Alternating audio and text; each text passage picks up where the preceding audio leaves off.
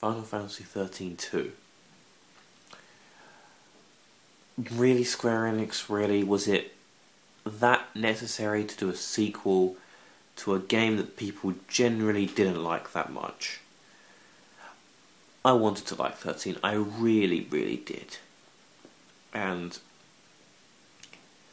I'm a fan of linear gameplay. I like it. I think it'd be quite fun. I think it could be quite entertaining to be pushed along a story, to be told where to go. Sometimes when you're just given an open story, you can get distracted by stupid little things and everything. But it's one thing to be linear, it's another thing to not include any towns, no breathers, no rise and fall, and in the end you just end up running along a tunnel, just a straight tunnel with occasional forks in the road, which all end up at the same path in the end. For 30 hours before you finally get to foot. And people say, oh, but if you play this game for 30 hours, it gets really good.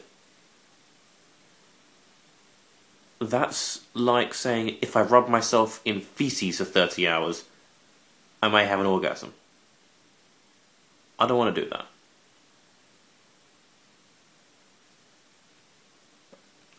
Was Final Fantasy XIII-2 necessary? Probably not, but they have the money to do it.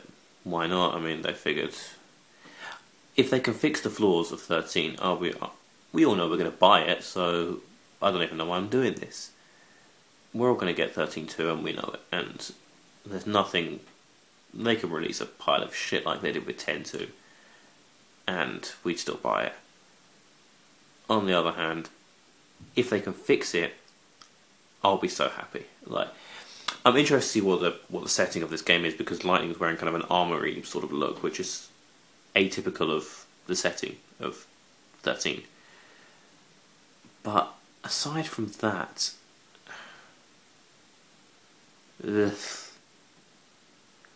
I mean, really?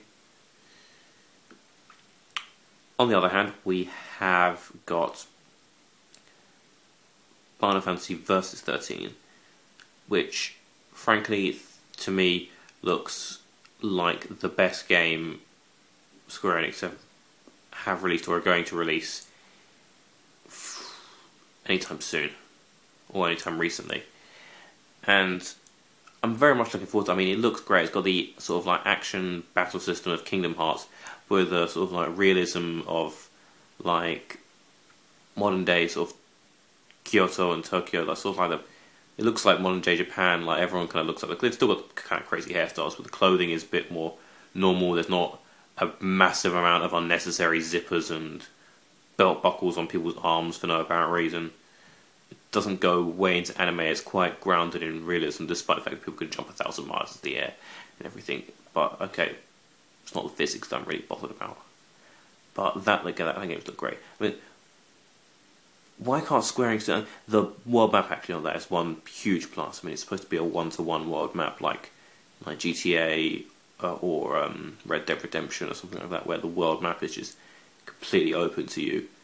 And it's, instead of it just being a representation of the world, you actually walk around from area to area, and there's massive open fields, and you get to fly airships and drive cars around it. And I think that's going to be spectacular. I'm looking forward to it. In fact, that's a slightly overlooked plus about Crystal Chronicles for the Wii. The Crystal Bearers one, that is. The fact that it had quite an open world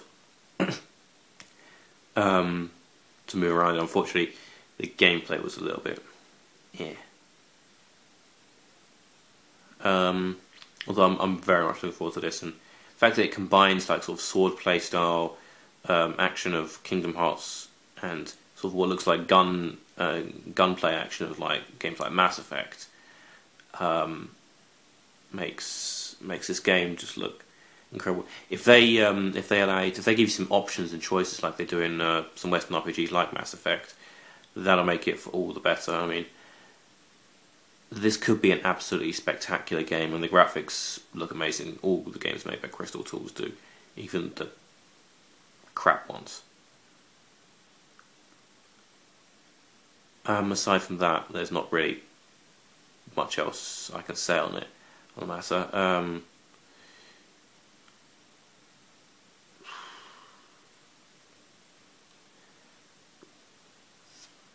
XIII-2, big, eh.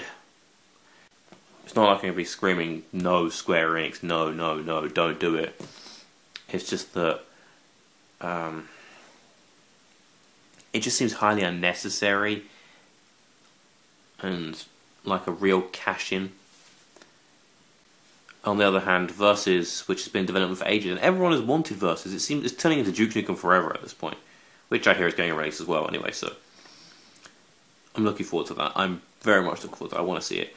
And along with probably Mass Effect 3 and maybe Arkham City, it's probably on my top 10 games I want to play in 2011.